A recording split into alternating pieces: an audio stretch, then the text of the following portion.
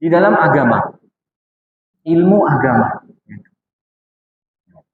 Berkata Syekh rahimahullah menjelaskan akan kandungan atau penjelasan dalam hadis ini, kata beliau, hadis ini sangat agung. Hadis ini adalah di antara hadis-hadis yang agung yang mengabarkan kepada kita akan keutamaan ilmu agama. Keutamaan ilmu agama. Ya. Kenapa?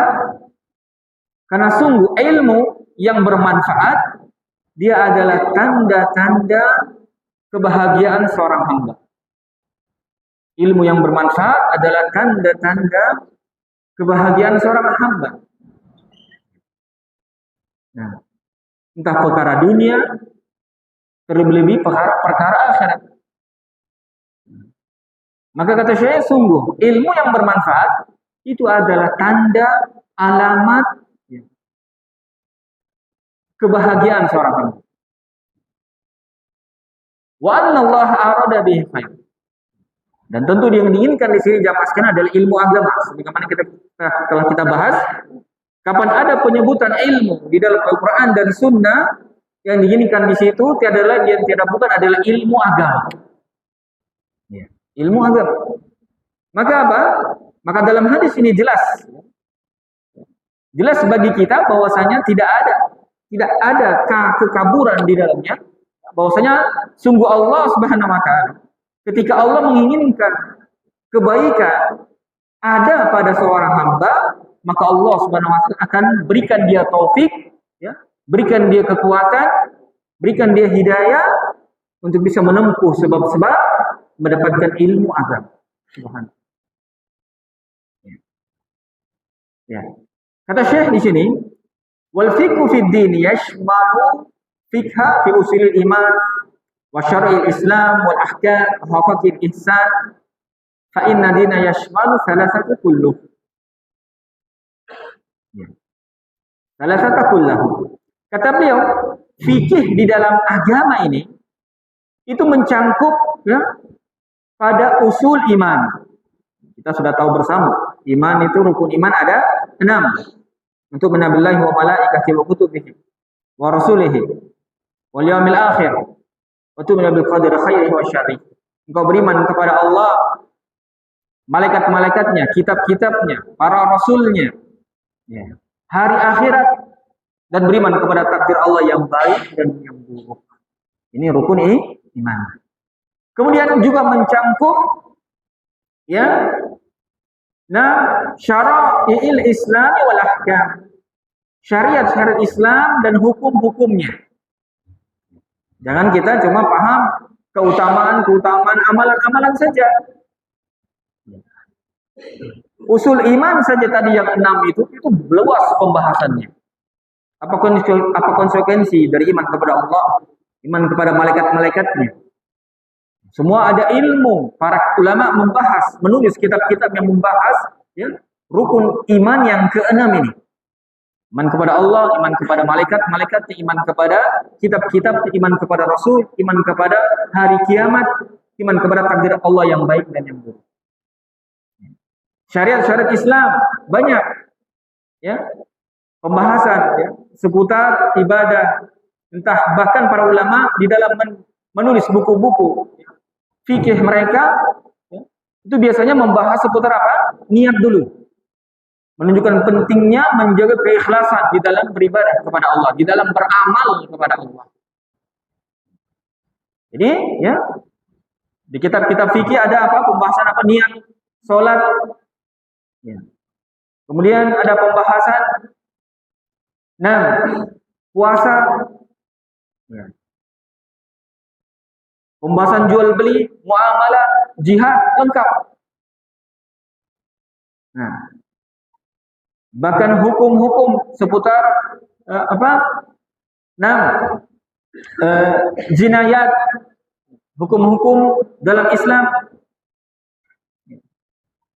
Nah, hukum-hukum yang membahas seputar kejahatan atau kezaliman, apa konsekuensinya? Lengkap semua, ada semua. Jadi ketika Allah Subhanahu wa taala menghendaki seseorang kebaikan, Allah fahamkan dia ilmu agama. Bukan hanya sebatas jamaah sekalian yang semoga dimuliakan oleh Allah Taala, Islam kita hanya sekedar ikut-ikutan, tidak. Fikih di sini pemahaman yang benar didasari dengan ilmu. Nah, didasari dengan niat, ya ilmu, kemudian amalan kepada Allah Subhanahu wa taala.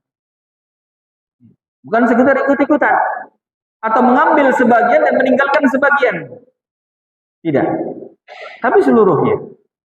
Kata-kata Syekh di sini mencakup fikih di dalam usul iman tadi, syariat-syariat Islam dan hukum-hukumnya, dan haqaiqil ihsan dan hakikat keihsan.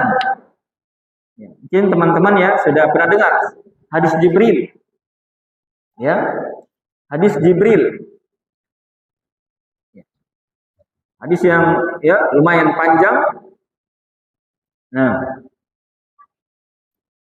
Nah, kita baca hadisnya.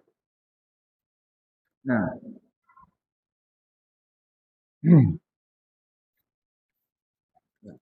yang mana kata Nabi Shallallahu Alaihi Wasallam, kata Nabi, "Ittala alaina rajulun shadidu bayadis syabi, shadidu sawari sya'ari, la yura alaihi atharu safar, wala ya'rifuhu minna ahadun."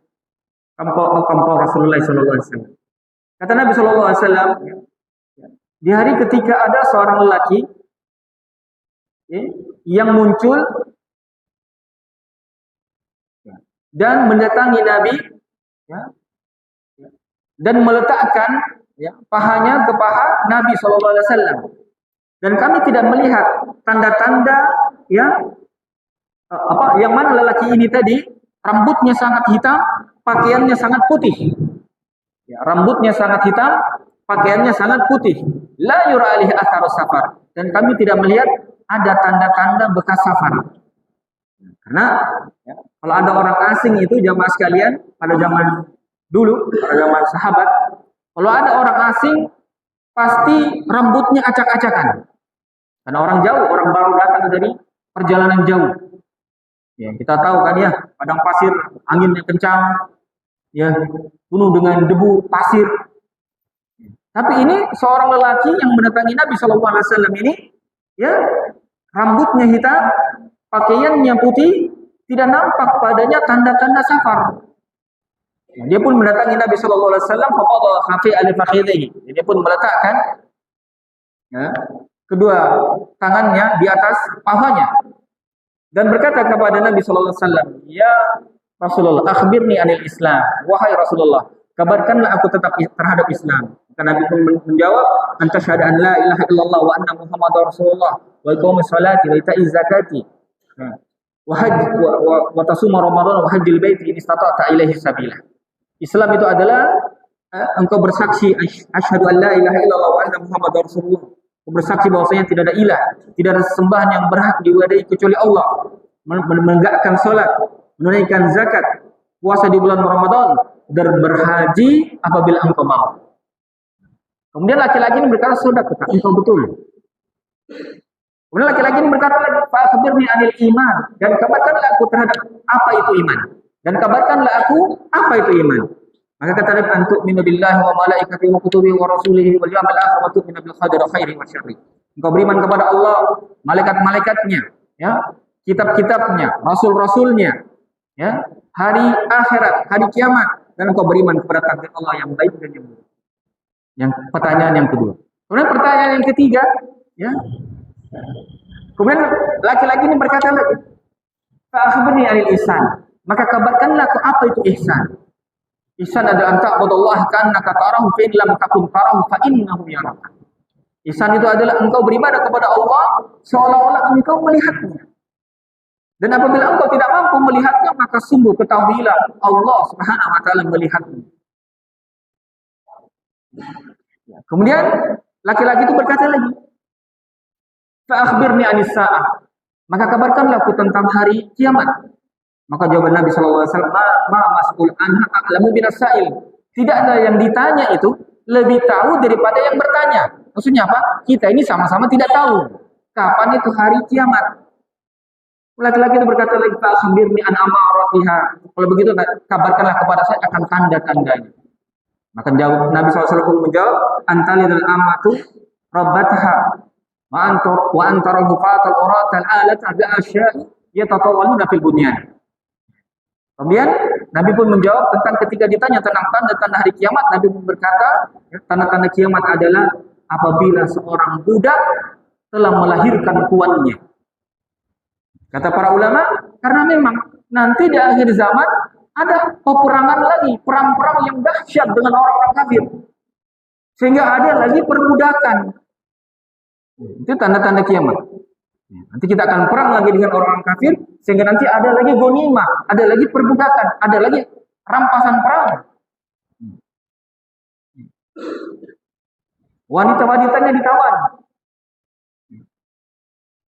Dan engkau akan melihat apa? Orang-orang yang bertelanjang kaki. Ya.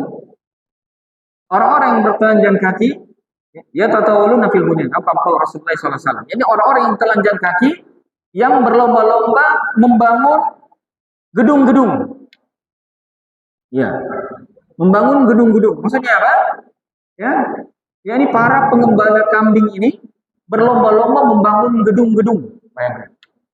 Nanti pengembala kambing itu di akhir zaman jadi orang-orang kaya. Dan ini tanda-tandanya sudah ada ya. Di Arab Saudi itu para pengembala kambing ya kaya-kaya. Ya. Nah, ini semua kata beliau mencangkup agama seluruhnya. Ya. Iman, syariat Islam, dan ihsan itu tadi. Apa itu tadi ihsan? Anta'budullah kannahu tarak, kannaka tarahu fa in lam takun tarahu fa innahu yaraka. Ini engkau beribadah kepada Allah seolah engkau melihatnya, dan apabila engkau tidak melihatnya, sungguh Allah Subhanahu wa taala melihatmu.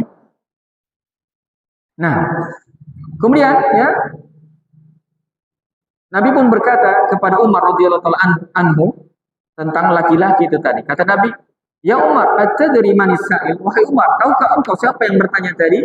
Kata Umar, "Ya, Allah wa rasuluhu a'lam." Allah dan Rasulnya yang paling tahu. Maka kata Nabi, ya, atakum Jibrilu yu'allimukum dinakum. Telah mendatangi kalian Jibril alaihissalam yang mana beliau mengajarkan akan agama kalian. Ya. Jadi tadi laki-laki tadi yang rambutnya sangat hitam, pakaiannya sangat putih adalah malaikat Jibril alaihissalam yang mengajarkan kepada para sahabatnya tentang apa itu Islam, apa itu agama. Maka agama itu adalah apa? Ya. Rukun Islam, rukun iman, ya. Dan ihsan. Anta'budullaha ka'annaka tarahu fa lam takun tarahu fa innahu. Engkau beribadah kepada Allah seolah-olah engkau melihatnya. Dan apabila engkau tidak melihatnya, maka ketahuilah sungguh Allah Subhanahu wa taala melihat. Nah. Ya. Maka jamaah sekalian, kata Syekh di sini, maka masuk di dalam perkara ini adalah tafaqquh fil aqaid wa ma'rifatu madhhabis salafi fiha, ya. Ya. Wa tahqiqi bihi zahiran wa batinan wa ma'rifatu madahil mukhalifina wa bayani mukhalifatiha lil kitab wa sunnah. Wa dakhala fi dhalika ilmu fiqh usuluhu wa furu'uhu wa ahkamul ibadat wa muamalat wa jinayat wa ghairiha. Wa dakhala dhalika tafaqquh fi haqa'iqil iman wa ma'rifatu siri wa suluki ila Allah wa muwafiqatu lima dalla alaihi kitab wa sunnah. Wa kadzalika yadkhulu fi hadha ta'allamu jamil wasailil mu'inati ala fiqh fi dini ka ulumil arabiyyah wa anwa'iha. Maka kata Syekh di sini, maka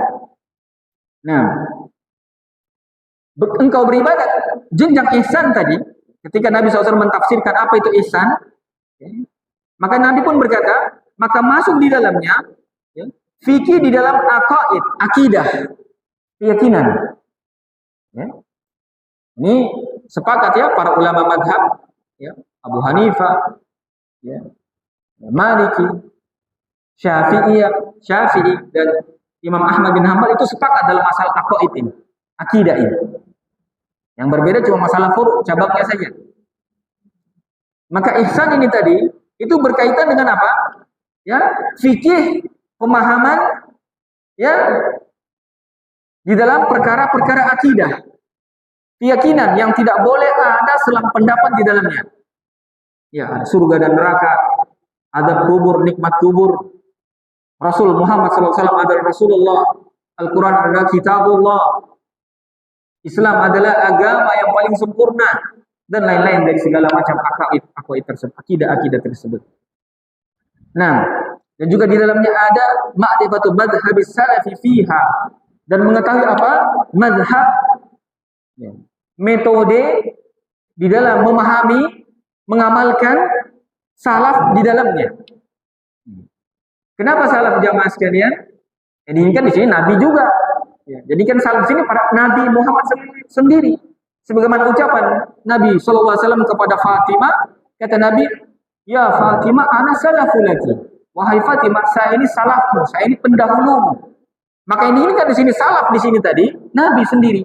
Bagaimana Nabi SAW ya berakidah, bagaimana Nabi SAW sendiri beramal, berakhlak, itu yang diinginkan salaf di sini. Dan tentu orang-orang yang mengikuti Nabi dengan baik dan benar dari kalangan para sahabat radhiyallahu taala anhum, para tabi'in dan atba'ut tabi'in, dan orang-orang yang mengikuti mereka dengan baik sampai sekarang. Di sini yang diinginkan salaf. Bukan suatu kelompok atau pemikiran baru yang muncul belakangan, bukan.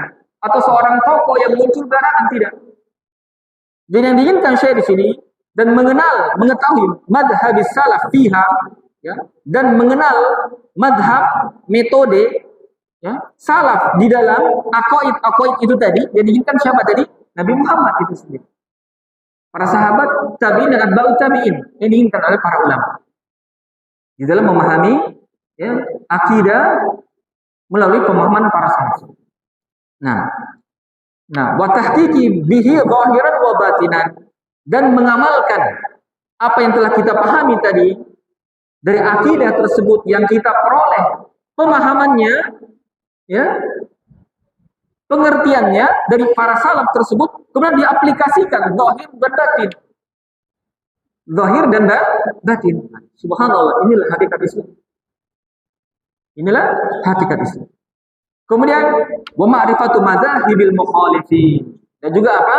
Mengenal madhab-madhab mukhalifin yang menyelisihi madhab salaf itu tadi, madhab Nabi itu tadi, harus ditahu. Sebagaimana kata penyair, araftu syar la lisyar akin litawaqqihi faman lam ya'riful khair min asyar yaqa fi. Kata para ulama, saya mengenal keburukan bukan untuk jatuh di dalamnya, tapi saya mengenal keburukan, kejelekan, ya, agar saya bisa bertakwa kepada Allah dengannya, agar saya tidak jatuh di dalamnya. Ya, tidak. Kita mengetahui syirikan, apa sih bentuk-bentuk syirik? Syirik akbar, syirik kecil, apa itu dosa besar, dosa kecil. Harus ditahu yang namanya jelek-jelek itu. Supaya apa? Supaya kita tidak terjatuh di dalamnya dengan ilmu, pemahaman yang telah kita ambil, telah kita peroleh. Gitu. Jadi juga harus mengetahui madhab yang sesat. Ya. Nah, maka Nabi sendiri mengatakan, ya, Nabi sendiri mengatakan, iftaraka Yahudu ala ihda wa sab'ina firqah, iftaraka Nasara ala ithna wa sab'ina firqah, wa saftariku ummati ala thalathi wa sab'ina firqah kulluha fin nar illa wahid. Ini Nabi yang bersabda ini. Ya. Kata Nabi, telah terpecah umat Yahudi menjadi 71 golongan. Telah terpecah menjadi orang yang Nasrani menjadi 72 golongan. Dan umatku, kata Nabi, akan terpecah menjadi 73 golongan, lebih banyak. Kata Nabi, kulluha finnar illa wahidah, semuanya masuk ke neraka kecuali satu. Nah, bayangkan. Tapi Nabi mengatakan wasataftariku ummati, dan akan terpecah umatku. Berarti apa? Mereka masih umat Rasulullah atau bukan? Nabi mengatakan umatku. Berarti apa? Mereka masih muslim. Kiblatnya ke Mekah. Ya. Tapi kenapa bisa masuk ke dalam neraka? Karena ini tadi menyelisih prinsip-prinsip akidah mazhab kaum muslimin Rasulullah sallallahu alaihi wasallam. Kita lihat, mungkin teman-teman bisa lihat, ya. Kelompok ini amalannya begini. Kelompok itu amalannya begitu. Ketika ditanya apa dalilnya? Gurunya, mimpinya. Padahal sudah jelas. Hadis Nabi jelas, Al-Quran jelas, amalan Nabi jelas. Bahkan dicontohkan oleh para sahabatnya sebagai orang-orang generasi yang dididik langsung oleh Nabi SAW. Bahkan kata Nabi, khairu qarni, thumma alladhina la yunahum, thumma alladhina la yunahum. Kata Nabi, sebaik-baik zaman adalah zamanku. Thumma alladhina la yunahum, kemudian setelahnya. Thumma alladhina la yunahum, kemudian setelahnya. Berarti sebaik-baik zaman adalah zamanku. Berarti zamannya siapa? Zaman Nabi dan para sahabatnya. Kemudian setelahnya, berarti siapa? Murid-muridnya para sahabat. Atau kata para ulama, tabi'in. Sering kita dengar. Tsumma alladziina yalunahum. Nabi ulang 2 kali. Kemudian setelahnya, berarti siapa? Murid-muridnya para tabi'in. Berarti atba'ut tabi'in. Kata para ulama. Ini 3 generasi emas yang dapat tazkiyah langsung dari lisan Muhammad SAW. Saya kata para ulama, nanti setelah kurun, ketiga generasi ini telah berakhir, baru muncul macam-macam. Ada muncul sekte ini, ada muncul pemikiran ini, pemikiran itu, bid'ah ini, bid'ah itu. Kita pakai istilah bid'ah karena nanti pakai istilah bid'ah ya, hal baru dalam agama. Nah. Sementara kata Nabi sallallahu alaihi wasallam, "Alaikum bisunnati wa sunnati khulafa'i rasyidin mahdiyyin, 'addu 'alaiha bin nawajib." Kata Nabi, wajib atas kalian terhadap sunnahku dan sunnahnya para khulafa' rasyidin. Siapa itu? Abu Bakar, Umar, Utsman dan Ali. Sunnahnya berarti apa? Jalannya, jalan beragamanya para sahabat Rasulullah sallallahu alaihi wasallam. Nabi perintahkan kita, wajib atas kalian terhadap sunnahku, ajaranku, jalanku dalam beragama, metodeku dalam beragama. Dan sunnahnya siapa? Khulafa' rasyidin mahdiyyin. Para khulafa' rasyidin yang diberi petunjuk. Ini perintah siapa? Nabi. Ya. Nah, Nabi Muhammad SAW. Jadi di antara ya tafaqquh fid din itu memiliki ya, pemahaman yang baik di dalam agama atau sesuai dengan apa yang diinginkan Nabi SAW ini juga mengetahui perkara-perkara yang menyelisih agama. Ya. Nah, yang dengannya kita terjauh darinya. Bahkan kata beliau, wa bayani mukhalifatiha lil kitab wa sunnah, dan menjelaskan penyimpangan-penyimpangannya terhadap Al-Qur'an dan sunnah Muhammad, hadis-hadis Muhammad, jalannya Muhammad sallallahu alaihi wasallam. Ini tentu bagi yang mampu. Ya. Nah, wa dakhala fi dzalik, dan masuk di dalamnya ilmu fikih, usulnya dan furu'nya. Nah, ini. Usul berarti perkara yang tidak boleh ada perselisihan di situ. Akidah di situ. Furu'nya, cabangnya. Boleh ada ranah, boleh berbeda pendapat di situ. Zaman sahabat saja sudah berbeda, apalagi sekarang. Bahkan kata Nabi, "Faman ya'ish minkum ba'di fasyayara ikhtilafan katsira, falaikum bisunnati wa sunnati khulafa'i rasyidin mahdiyyin." Atau faman ya'ish minkum fasyayara ikhtilafan katsira, falaikum bisunnati, maka wajib bagi kalian terhadap sunnahku. Kata Nabi, kalau siapa yang masih hidup sepeninggalku nanti ya, akan melihat banyak perselisihan. Maka wajib atas kalian terhadap sunnahku, wajib atas kalian terhadap metode beragamaku, kata Nabi Muhammad SAW. Jadi perselisihan itu sunnatullah, sesuatu yang Allah Subhanahu Wa Taala telah takdirkan. Nah sekarang tinggal bagaimana kita mau mengikuti petunjuk Nabi atau tidak. Mengikuti petunjuk Nabi atau tidak Muhammad sallallahu alaihi wasallam. Ya. Kemudian ya, dan juga apa yang dimasukkan dengan fikih ini tadi adalah ahkamul ibadat, ya, hukum-hukum ibadah itu tadi, ya, dari puasa, jual beli, ilmu warisan, utang piutang, ya, semuanya. Ya. Wal jinayat wa ghairiha, dan jinayat ini apa? Hal-hal yang berkaitan dengan apa? Ya, perundang-undangan. Ya. Hukum-hukum di dalam Islam. Ya. Apabila ada hukum-hukum yang memang dibutuhkan di situ seorang hakim dan lain-lainnya untuk apa? Menentukan apa-apa yang terjadi di antara kaum muslimin dari perselisihan atau yang lain-lainnya. Nah, atau yang lainnya kata beliau rahimahullahu taala. Ya. Dan juga kata beliau, ya, masuk juga di dalam perkara ini tadi, yakni tafaqquh bihaqaiqil iman. Ya, memahami akan hakikat-hakikat keimanan. Ya. Dan mengenal jalan metode kepada Allah Subhanahu wa taala. Ya. Dan juga ya, yang mana kata beliau di sini, ya, hakikat keimanan dan mengenal jalan, ya, kepada Allah Subhanahu wa taala itu adalah pengenalan yang sesuai dengan apa? Yang ditunjukkan oleh Al-Qur'an dan Sunnah. Ya, jadi kalau kita ingin mengenal Allah Subhanahu wa taala, ingin mengenal hakikat keimanan, ya, jangan sampai kita keluar dari Al-Qur'an dan Sunnah. Dan tentu sesuai dengan pemahaman salaf itu tadi, pemahaman Nabi tadi dan para sahabatnya. Jangan sampai keluar dari situ. Ya. Kemudian kata beliau juga, dan juga masuk di dalam perkara ini tadi, ya, yang inginkan beliau tadi ini apa? Engkau beribadah kepada Allah seolah engkau melihatnya. Dan apabila engkau tidak melihatnya, maka sungguh Allah Subhanahu wa taala melihatnya. Masuk juga dalam perkara ini tadi, ya, ya, mempelajari seluruh wasilah-wasilah untuk apa? Menolong kita untuk mempelajari fikih di dalam ilmu ini, di dalam agama ini. Ya. Seperti apa? Seperti ilmu bahasa Arab dan yang lain-lain. Subhanallah.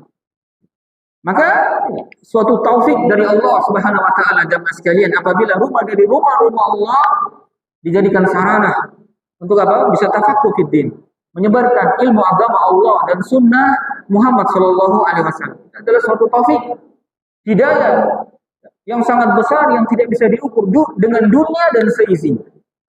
Dengan dunia dan seisinya. Kemudian kata beliau, "Faman aradallahu bi khaira faqahahu fi hadzal umuri wa faqahahu laha." Ya. Maka barang siapa, ya, yang Allah Subhanahu wa taala inginkan, ya, kebaikan untuknya, maka Allah Subhanahu wa taala akan faqihkan dia, ya, pada urusan-urusan ini tadi.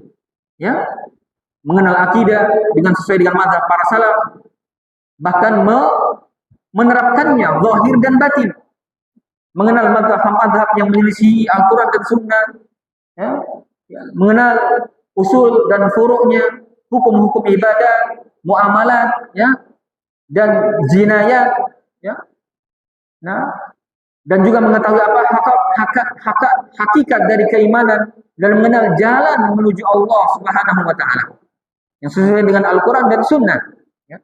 Maka barang siapa yang Allah Subhanahu wa taala telah berikan dia pemahaman dan taufik kepada ini, pemahaman dan taufik, ini kekuatan, ya, itu bisa menempuh dan mendapatkan apa yang disebutkan itu tadi, maka sungguh Allah Subhanahu wa taala telah menghendaki dia kebaikan yang sangat banyak. Bahkan kata para ulama jamaah sekalian, "Faman aradallahu bihi khairan." Khairan di sini bentuknya nakirah. Berarti umum. Berarti barang siapa yang Allah Subhanahu wa taala inginkan kebaikan yang sifatnya umum. Kebaikan untuk dirinya sendiri, kebaikan terhadap istrinya, kebaikan terhadap anak-anaknya, kebaikan kepada keluarganya, lingkungannya, ekonominya, kesehatannya, seluruh sisi, karena sifatnya umum. Maka Allah Subhanahu wa taala akan berikan dia pemahaman agama. Ini dahsyat, luar biasa. Nah, kemudian kata beliau, "Wadalla mafhumil hadithi ala anna man a'rada an hadhil qulubi bil kulliyati fa inna Allah lam yurid bihi khairan li hurmani asbab allati tanalu biha al khairat wa taktasibu biha as-sa'adah atau sa'adah." Nah, kata beliau di sini, padahal mafhumul hadis, maka kata Syekh, ya, menunjukkan akan mafhum hadal hadis, kebalikan dari pemahaman kebalikan dari hadis ini, ya, karena kata Nabi tadi, barang siapa yang Allah inginkan kebaikan untuk dia, Allah pahamkan dia ilmu agama. Berarti pemahaman kebalikan dari hadis ini apa? Barang siapa yang Allah tidak inginkan seseorang itu paham terhadap agama. Berarti apa? Allah tidak inginkan dia kebaikan. Hati-hati jamaah sekalian. Ya, hati-hati. Nah, jadi barang siapa yang berpaling dari apa yang telah kita pahamkan itu dari pengetahuan tadi, entah dalam masalah akidah, ya, mazhab salaf di dalam memahami akidah, penerapan zahir dan batin, ya, mazhab yang menyelisih kemudian dia pun menjauhinya, jalan menuju kepada Allah dan hakikat keimanan itu tadi. Kapan Allah Subhanahu wa taala tidak berikan dia pemahaman dan taufik untuk dimudahkan untuk mendapatkan sarana-sarana untuk mendapatkan ilmu tersebut, berarti apa? Allah Subhanahu wa taala tidak inginkan dia kebaikan. Allah Subhanahu wa taala tidak inginkan dia kebaikan. Dan di sini ada semua sebabnya. Ya, ada semua sebabnya. Bahkan Allah Subhanahu wa taala berfirman dalam surah Al-Hajj ayat 46. Kata Allah Subhanahu wa taala, "Fa inna ma la ta'ma al-absar, walakin ta'mal qulubul lati fi sudur." Kata Allah Subhanahu wa taala, maka sungguh ya, tidaklah penglihatan itu yang buta, akan tetapi yang buta itu adalah hati-hati yang ada di dalam dada. Hati-hati yang ada di dalam dada ini. Jadi bukan mata seseorang yang buta, tapi hatinya yang buta. Mungkin hatinya terlalu sombong, mungkin hatinya terlalu keras, mungkin disebabkan oleh dosa dia, penolakan dia terhadap kebenaran sunnah Rasulullah SAW dan khabar-khabar yang datang dari Al-Quran. Dia menolak orang-orang yang menjadi sebab datangnya khabar Al-Quran dan sunnah tersebut. Macam-macam sebab-sebabnya. Sehingga Allah Subhanahu wa taala butakan hatinya walaupun mungkin matanya melihat. Nah.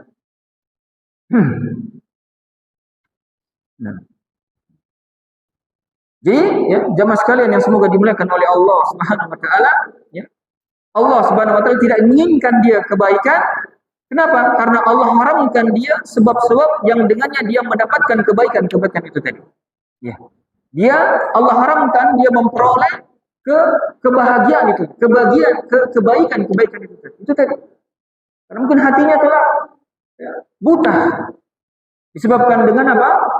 Dosa dan maksiatnya. Nah, disebabkan oleh apa? Penolakan dia terhadap kebenaran. Entah karena egonya, macam-macam jamaah sekalian. Bahkan kata Nabi, la yadkhulul jannata man kana fil qalbihi mithqala dzarratin min kibr. Tidak akan masuk surga orang yang ada sebesar biji zarrah di dalam hatinya dari kibr. Para sahabat berkata, "Ya Rasulullah, seseorang itu memakai sandal yang bagus." Kata Nabi, bukan seperti itu kibr. Bukan seperti orang yang memakai pakaian yang baik dan bagus yang indah. Itu bukan kibr. Tapi kata Nabi SAW, kibr itu adalah batrul haq wa ghamtun nas. Kibr itu adalah apa? Menolak kebenaran dan merendahkan manusia. Menolak kebenaran dan merendahkan manusia itu kibr. Telah datang Al-Quran, firman Allah Subhanahu wa taala berupa ancaman dan kabar gembira. Berupa ancaman-ancaman orang-orang yang melampaui batasan-batasan Allah. Bahkan yang paling mengerikannya ancaman bagi Allah, bagi orang-orang yang terjatuh dalam kesyirikan. Ke dalam dosa dan maksiat. Begitupun sunnah, hadis-hadis Nabi yang Nabi SAW sabdakan melalui lisan beliau, yang kemudian ditulis oleh para ulama dalam hadis-hadis beliau Sallallahu Alaihi Wasallam. Telah datang kabar hal-hal yang Allah haramkan,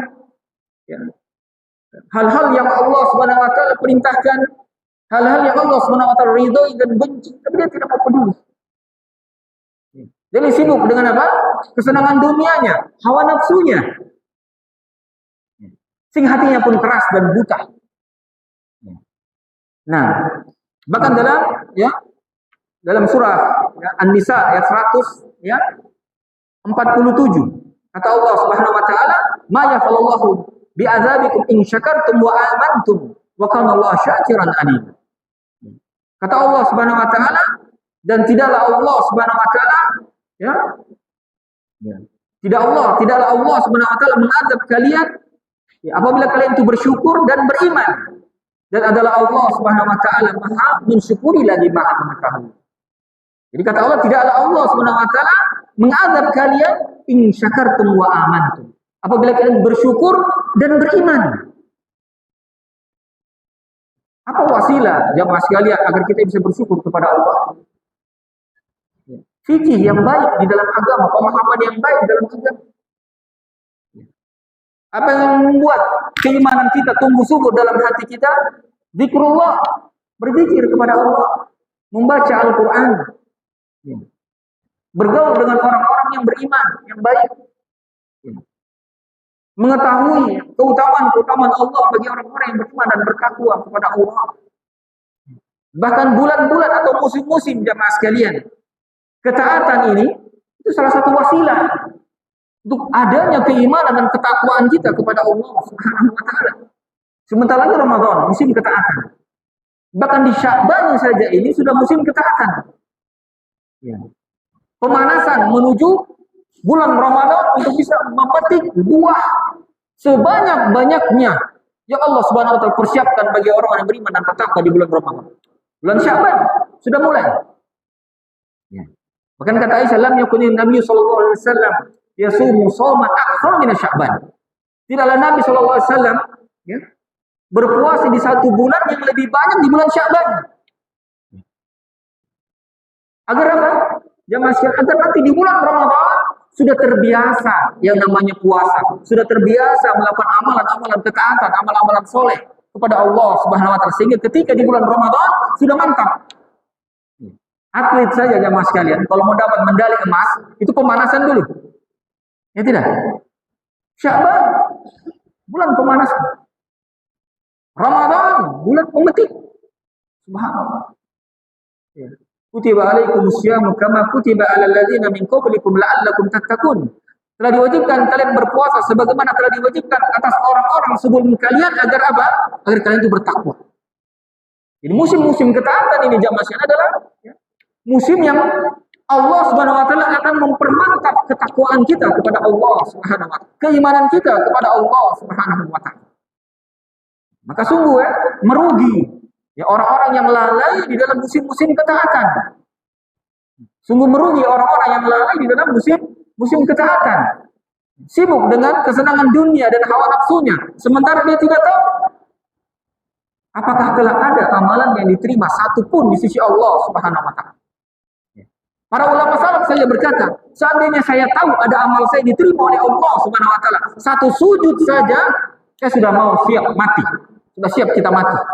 Bayangkan kalau satu sujud kita sudah diterima oleh Allah. Satu salat kita sudah diterima oleh Allah. Berarti apa? Ampunan Allah, rahmat Allah, pahala dari Allah sudah jelas. Kalau kita tahu diterima, maka cita-cita para salaf apa? Seandainya saya tahu satu ibadah saya, satu ruku saya diterima oleh Allah, saya sudah mengharap mati. Tapi ini kita tidak tahu. Adakah amal ibadah kita diterima oleh Allah Subhanahu wa taala atau tidak? Kita tidak tahu sampai kapan umur kita ini berakhir. Sementara kita ingin menyanyiakan waktu-waktu musim-musim ketaatan tersebut yang akan menambah apa? Iman kita, takwa kita kepada Allah, bahkan ilmu agama kita. Para ulama di bulan Ramadan sibuk dengan Al-Quran, sibuk membaca Al-Quran, sibuk ya, mendalami, mentadaburi Al-Quran, agar fikih itu ada kembali dalam dada-dada mereka. Keimanan itu tersebut, rasa takut kepada Allah tersebut, mengharap kepada Allah tersebut senantiasa bersemi di dalam hati mereka. Ini di musim-musim ketaatan. Maka rugi jamaah sekalian, celaka bagi orang-orang yang di dalam musim-musim ketaatan ada kesempatan, ya, ada waktu, ada peluang. Ya Allah Subhanahu wa taala berikan taufik dia untuk apa? Untuk bisa ya berlomba-lomba di dalam ketaatan kepada Allah Subhanahu wa taala. Nah, ya. Selesai pembahasan kita hadis yang ke-11. Insyaallah kita akan masuk ke pembahasan hadis yang ke-12. Ya, ini yang berjudul Al-Amru bil Quwwah wa Tarkul Ajz wa Isti'anatu billah. Ini perintah Ya. Al-amru bil quwwah. Perintah untuk kuat. Perintah untuk kuat, ya, dan meninggalkan kelemahan. Ini perintah untuk optimis dan meninggalkan pesimis. Ya. Wal isti'anatu billah, dan memohon pertolongan kepada Allah Subhanahu wa taala. Dan memohon pertolongan kepada Allah Subhanahu wa taala. Jadi perintah untuk kuat, untuk optimis dan meninggalkan pesimis, lemah, itu anjuran dari Allah Subhanahu wa taala, anjuran dalam agama Islam ini. Untuk menjadi orang-orang yang berpribadi kuat, jasmani dan rohani kuat, optimis dan meninggalkan pesimis dan lemah. Kuat di sini jamaah sekalian, kuat iman dan takwa, kuat jasmani dan rohani, dan meninggalkan rasa lemas ini tadi, meninggalkan pesimis, entah jasmani dan rohani kita. Jangan jadi seorang muslim baru puasa 12 jam, loyo. Bangun sahur susah, tapi kalau begadang kuat. Semoga ya Allah Subhanahu wa taala memudahkan kita membaca hadis yang ke-12 pada pertemuan ke depan, dan semoga apa yang kita pelajari pada kesempatan malam hari ini bermanfaat untuk diri kami dan jamaah sekalian. Lebih kurangnya mohon dimaafkan. Wa akhiru da'wana alhamdulillahirabbil alamin. Subhanaka Allahumma wa bihamdik asyhadu an la ilaha illa anta astaghfiruka wa atubu ilaik. Assalamualaikum warahmatullahi wabarakatuh.